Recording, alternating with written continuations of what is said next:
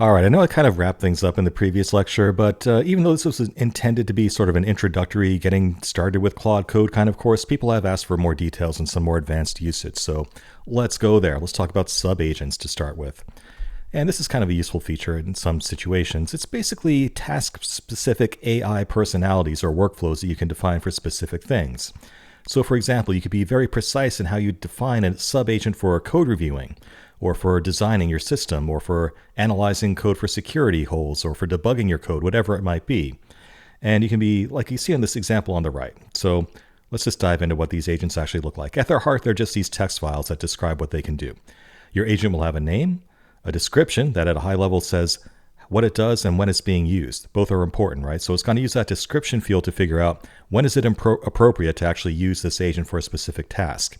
And in this case, I'm saying you're an expert code review specialist and you are proactively reviewing code for quality, yada, yada, yada. It got caught off there, but you get the idea. Because I said proactively reviews code, that means that it's going to automatically invoke itself when it sees changes to your code. And I can also restrict what tools it has access to as well. The fewer the better here. So the less tools it has, the more focused it can stay on what it can actually do. And then beyond that, we can give more details. So you can see here, we're saying you are a senior code reviewer, yada, yada, yada. When invoked, you are going to do these specific things. You will run a git diff. You will look at the things that change and review those changes immediately. And then you're going to look for specific things as you go through those changes. Is the code simple and readable? Are the functions and variables well defined? Things like that. And then it will tell you what to do, right? So this is the kind of feedback I want to see back from this agent. What are some critical issues? What are some warnings? What are some suggestions? Give them back to me in that order and give me specific examples of how to fix those issues as well. So that's what an agent looks like. At its heart, it's just a text file, and it lives under the .claude/agents folder of your project, or under your home directory if you want things to apply to all of your projects. So you might say to yourself, well, I can get Claude to do this stuff anyway. We've seen examples of doing code reviews and doing security reviews, doing all these things without using agents. So why would we want to use an agent? Well, one reason is context preservation. So a big limitation of large language models and Claude in general is that you only have so much context space. There's only so much information it can consider when it's doing something. And when you tell it to go off and do a code review or a security analysis, it's going to be filling up that context with information related to that code review. So that means you might run out of context space, and that means that the performance of future development that you do within that context might not be as good. So by using this agent, you can give it its own context. The downside is that it has to start from scratch every time, and that might introduce some latency. But the upside is that the context for that specific subagent's task is not going to pollute the context of your main general purpose agent. So you can go back, continue your coding without worrying about running out of that context or it getting distracted by what that agent was doing. It kind of runs off in its own world, if you will. You can also fine-tune these things as we've seen, so we can be very specific about what a code review should look like and what it should do instead of just saying, go review this code at a more high level.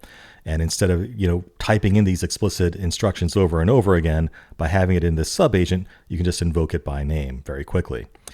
And that makes them reusable. So you can also use these across all your projects. You can check them into Git. You can share them with your team, use them wherever you want to, right? So once you have this sort of army of agents out there, it's very easy to share them and use them on new projects or even with new people. And as we saw, we can also control the permissions on them. So if you want to make sure that a specific task only has access to a specific set of tools, that might be a safer thing to do. So that's another example of why you might want to do this. Also, a cool thing you can do is chaining agents together. So I could say something like, go run the code review agent, then do the security analysis agent, and then run a deployment or whatever it might make sense, right? So it's very easy to say in one simple prompt, go do this list of very complicated things, and do that automatically because I define these agents that define what they do.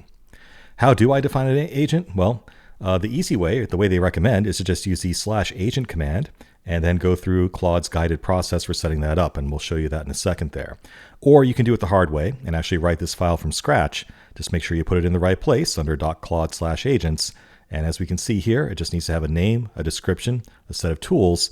That description is super important for defining when this actually gets executed and what it does. And then below that, you can have more detailed instructions about what this agent should actually do, just in plain English. To invoke it, you can, if you did tell it to run proactively or that it must always be used or some language like that, then the agent will know enough to just run on its own automatically based on whatever you said in the description as to when it should run. Or you can mention it explicitly in a prompt. So I could say, go run the code reviewer agent on my recent changes and invoke it explicitly that way. Either way works. So let's see this thing in action.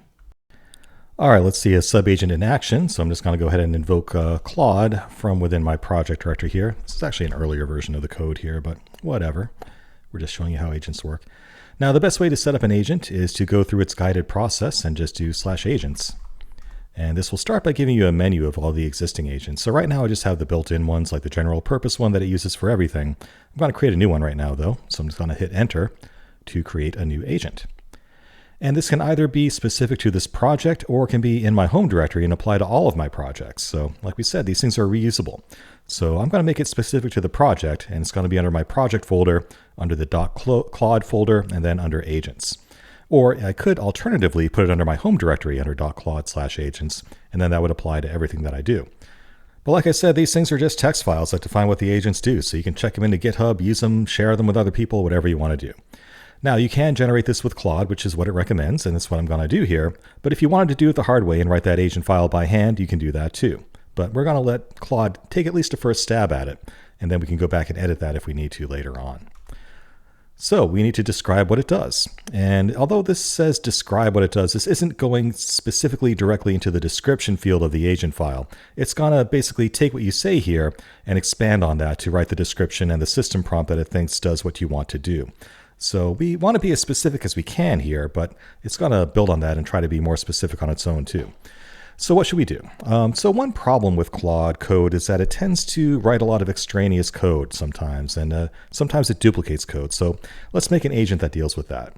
So this code reviewer focuses on eliminating duplicate code. Make sure any duplicated logic is extracted and centralized. And I don't actually want this to run automatically. I just want it to run when I want it to run. So it might be a little bit too much if this ran every time it saw a change, right? So I'm going to say this will run only when invoked explicitly, as opposed to saying I want it to run proactively or it must run all the time. If I said that, then it would just run on its own whenever it thought it needed to. But this gives me a little bit more control over it, which also gives me control over costs, right? So let's be a little bit more specific here. That's a little bit too high level. So what do I want the code review to do, actually? So both summarize any changes recommended to optimize the code and present options to view the specific changes that are recommended. Give the user an option to implement the recommended changes after reviewing them. And the more I say here, the better. So the more specific logic or guidance that you give it, the better it's going to do. If I have specific ideas about what duplicate code means and how it should be extracted, from an object-oriented standpoint, how I want that to look, that might make sense. Let's also just say that restrict the analysis to any Python or JavaScript code in the project. All right, now remember too that these run in their own context window, so it's going to have to start from scratch. And the first thing it's going to do whenever you invoke this agent is to analyze that code and understand what it's dealing with. It can't inherit that from the kind of main context that you're doing your development from. So that's both a good and a bad thing again. It's good in that it's not going to pollute that main context that you're using for your development. So, it's not going to confuse matters there. But it's bad in that it means that it will take a little bit more time and a little bit more expense for this agent to start up. But let's go with that. Now, what it's doing right now is taking a look at that high-level description and making it even more specific. So it's going to generate that agent file that contains a succinct description of when it should be invoked and what it does. That's how the agent framework decides when to use it. And also the more detailed system prompt that gives it more specific guidance about what it should actually do when it's invoked. So now we're going to deal with permissions. What tools does it have access to? All right, well, I'm going to say everything because, in the process of actually doing those reviews and letting me actually implement them, I might want to test them as well. So I'm going to say, yeah, you can actually use read-only, you can use edit tools, you can use execution tools. If I wanted to restrict that, though, I could, but I'm not going to. If it made sense to restrict it, you should, though, because that will keep this thing more focused and more secure. But I'm just going to say enter. I also have the opportunity to specify which model it uses. So right now, as of this recording, Haiku is kind of the cheap, fast one. Opus is the really complicated, expensive one, and Sonnet's kind of in the middle. I am going to use Sonnet because, well, I'm cheap, and it will do the job most likely pretty well in most cases. So I'm going to go ahead and go with the default here for Sonnet. Enter to select that. I can also give it a background color so I can tell visually very quickly which agent is currently running. I like yellow. Let's make it yellow. So it's actually showing you sort of a preview of what that actual agent file looks like. If I want to see the whole thing, I can say E to edit that in my editor and review the entire text of it. And you can see it really built on that, right? So it's saying use this agent to identify and eliminate duplicate code in Python or JavaScript files. And if I were to scroll over to the right there, it probably says more about when to run that. Oh, it has some actual examples built in. User has refactored some modules and wants to deduplicate them before committing. Some examples of the prompt you might use to say that. So even if I don't explicitly say use the duplicate code eliminator agent, it can try to use that description to figure out, well, maybe that's what you really want to do based on that prompt. So if you wanted to look into that more detail, you could. It says what model, what color to use as well there. And now in the system prompt, it gives more information, like you will specifically be scanning for duplication, analyzing the impact, and then sort of providing a summary of the changes and offering the detailed specific options and what to do about it. So yeah, let's go with that. If I did want to be more specific or change anything here at this point, I could, but I'm going to accept what it said and just say Control X to exit out of my editor. All right, so I've created that agent now. It's called Duplicate Code Eliminator, kind of a wordy one. I might want to make that something a little bit simpler in the future, but for now, I can just hit Escape to get out of this menu and actually go and use it. So let's say, please invoke, why do I say please? It doesn't have feelings. The Duplicate Code Eliminator agent to fix any duplicated logic. And off it should go.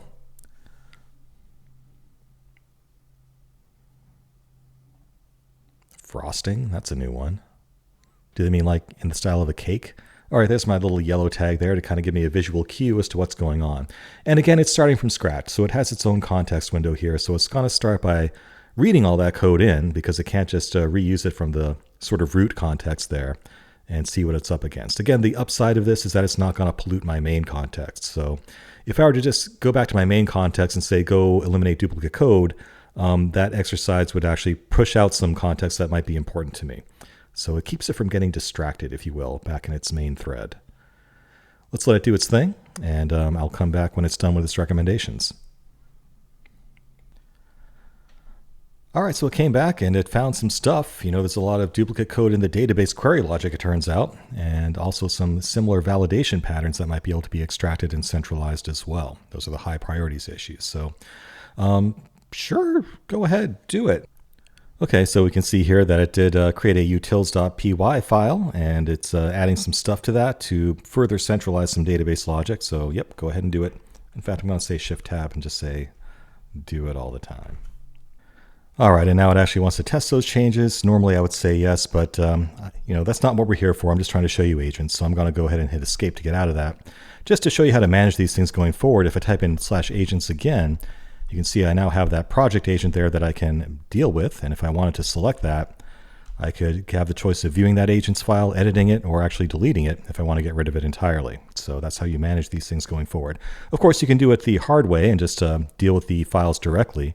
Let's take a look at where those are. So I'm going to open up another tab here in my terminal just to show you where those are. So within my Radio Calico folder, there's now a .claude folder, and within that Claude folder is an agents folder. And from there, we see the agent that we just created, and this is all it is. Okay, so you can see here the actual text of that agent file, the name, description, tools, and model and color that it has access to, along with the system prompt with more detail of what it can do. And I could just delete that file or modify that file right there if I wanted to make changes. Again, good practice to check that into source control too, so you can share it. And that is Subagents in a nutshell, and I hope you find that useful.